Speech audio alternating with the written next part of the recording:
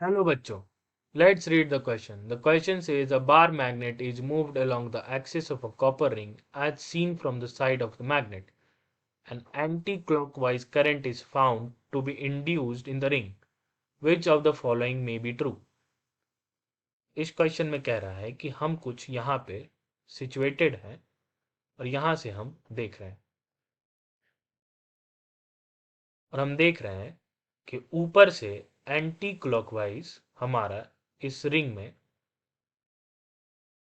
Current induce हुआ है। तो क्या केस हो सकता है? इस क्वेश्चन का की कंसेप्ट होगा लेंस लॉ।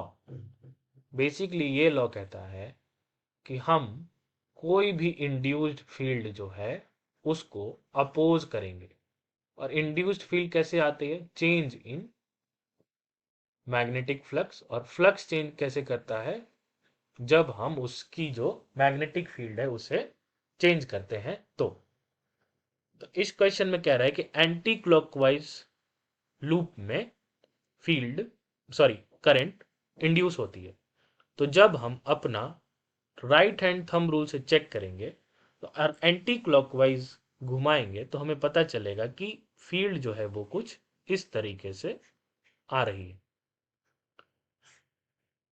ठीक है, अब हम पहला केस लेते हैं और जब ऐसे आ रही होती है तो ये हो गया हमारा नॉर्थ पोल। तो ये दो केस में बनेगा। जब हम नॉर्थ पोल इसकी तरफ लेके आ रहे होंगे तो मैग्नेटिक फील्ड को इंड्यूस करने से रोकने के लिए हमारा जो लूप है वो करंट इंड्यूस करेगा अपने आप में, जो अपोजिंग नेचर का होगा। और दूसरा, जब हम साउथ पोल को इस तरफ से दूर ले जा रहे होंगे तो नॉर्थ पोल इस चेंज को अपोज करने के लिए साउथ पोल को अपनी तरफ अट्रैक्ट करने का कोशिश करेगा। तो अब हम ऑप्शन चेक करते हैं। A, the south pole faces the ring as the magnet move towards it. South pole magnet move towards it. A option हमारा गलत हो गया। B, the north pole faces the ring and the magnet move towards it. North pole faces the ring and move towards it. B option हमारा सही हुआ। C, the south pole faces the ring and the magnets moves away from it.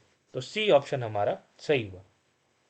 और D option कह रहा है कि the north pole faces the ring and moves away from it. तो ये ऑप्शन हमारा गलत हो गया।